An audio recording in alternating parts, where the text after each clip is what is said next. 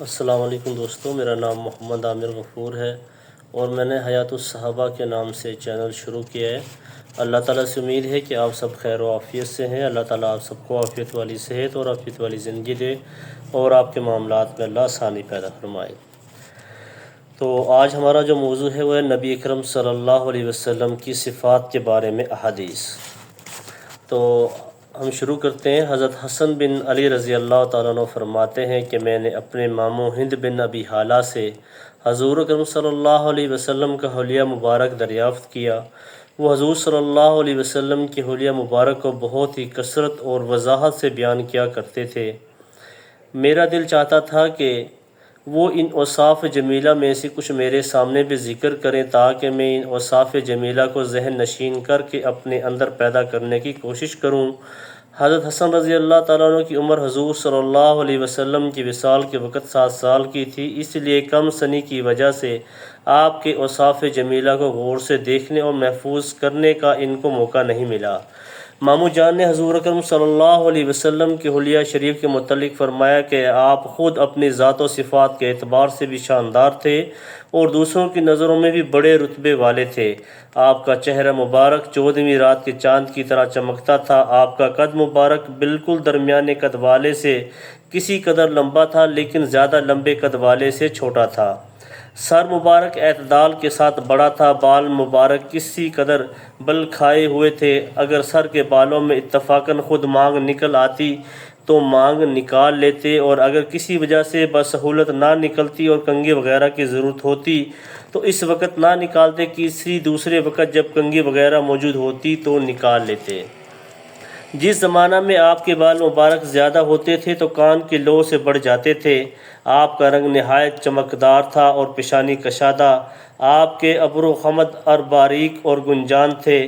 دونوں ابرو جدا جدا تھے، ایک دوسرے سے ملے ہوئے نہیں تھے۔ ان دونوں کے درمیان ایک رگ تھی جو غصہ کے وقت ابھر جاتی تھی۔ آپ کی ناک بلند مائل تھی اور اس پر ایک چمک اور نور تھا۔ ابتدا دیکھنے والا آپ کو بڑی ناک والا سمجھتا لیکن غور سے معلوم ہوتا کہ حسن و چمک کی وجہ سے بلند معلوم ہوتی ہے ورنہ فی نفسہ زیادہ بلند نہیں ہے۔ آپ صلی اللہ علیہ وسلم کی داڑھی مبارک بھرپور اور گنجان تھی۔ آپ کی پتلی نہایت سیاہ تھی۔ رخسار مبارک ہموار اور ہلکے تھے، گوشت لٹکے ہوئے نہیں تھے۔ آپ کا دہن مبارک اعتدال کے ساتھ فراخ تھا یعنی تنگ منہ نہ تھا۔ آپ کے دندان مبارک باریک اور آبدار تھے۔ گردن مبارک ایسی خوبصورت اور باریک تھی جیسے کہ مورتی کی گردن صاف تراشی ہوئی ہوتی ہے اور رنگ میں چاندی جیسی صاف اور خوبصورت تھی۔ آپ کے سب اعضاء نہایت معتدل اور پرگوشت تھے۔ بدن گٹھا ہوا تھا۔ پیٹ اور سینہ مبارک ہموار تھا لیکن سینہ فراخ اور چوڑا تھا۔ آپ کے دونوں مونڈوں کے درمیان کچھ زیادہ فاصلہ تھا۔ جوڑوں کی ہڈیاں قوی اور بڑی تھیں جو قوت کی دلیل ہوتی ہے۔ آپ کے جسم کا وہ حصہ جو بھی کپڑوں سے باہر رہتا تھا روشن اور چمکدار تھا، چہچائے کا وہ حصہ جو کپڑوں میں ڈھکا رہتا ہو۔ سینہ اور ناف کے درمیان ایک لکیر کی طرح سے بالوں کی باریک دھاری تھی۔ اس لکیر کے علاوہ دونوں چھاتیاں اور پیٹ بالوں سے خالی تھا، البتہ دونوں بازو اور کندھوں اور سینہ کے بالائی حصہ پر بال تھے۔ آپ کی کلائیاں لمبی تھیں اور ہتھیلیاں فراخ۔ آپ کی ہڈیاں معتدل اور سیدھی تھیں۔ ہتھیلیاں اور دونوں قدم گداز اور پرگوشت تھے۔ ہاتھ پاؤں کی انگلیاں تناسب کے ساتھ لمبی تھیں۔ آپ کے تلوے قدرے گہرے تھے۔ قدم ہموار تھے۔ پانی اوپ کے صاف ستھرے اور چکنے ہونے کی وجہ سے ان پر ٹھہرتا نہیں تھا، فوراً ڈھل جاتا تھا۔ آپ چلتے تو قوت سے قدم اٹھاتے اور آگے کو جھک کر تشریف لے جاتے۔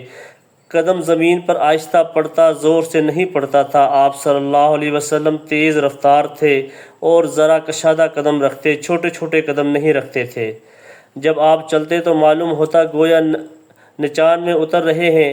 جب کسی طرف توجہ فرماتے تو پورے بدن سے پھر کر توجہ فرماتے۔ آپ کی نظر نیچی رہتی تھی۔ آپ کی نظر بنسبت آسمان کے زمین کی طرف زیادہ رہتی تھی۔ آپ کی عادت شریفہ عموماً گوشہ چشم سے دیکھنے کی تھی۔ زیادہ شرم و حیا کی وجہ سے پوری آنکھ بھر کر نہیں دیکھتے تھے، چلنے میں صحابہ اکرام رضی اللہ عنہم کو اپنے آگے کر دیتے تھے اور خود پیچھے رہ جاتے تھے، جس سے ملتے سلام کرنے میں خود ابتدا فرماتے۔ جو کچھ پڑھا اللہ تعالی ہم سب کو عمل کی توفیق عطا فرمائے۔ انشاءاللہ صبح جو ہے ہم آپ صلی اللہ علیہ وسلم کی گفتگو کی کیفیت کے بارے میں پوچھا حضرت حسن رضی اللہ تعالیٰ عنہ نے، تو اس کے بارے میں انشاءاللہ صبح ہم بات کریں گے۔ تو صبح آپ سے ملاقات ہوگی۔ تو اللہ تعالی ہم سب کو جو ہے وہ عمل کی توفیق عطا فرمائے۔ اللہ تعالی آپ سب کو اپنے حفظ و امان میں رکھے۔ السلام علیکم۔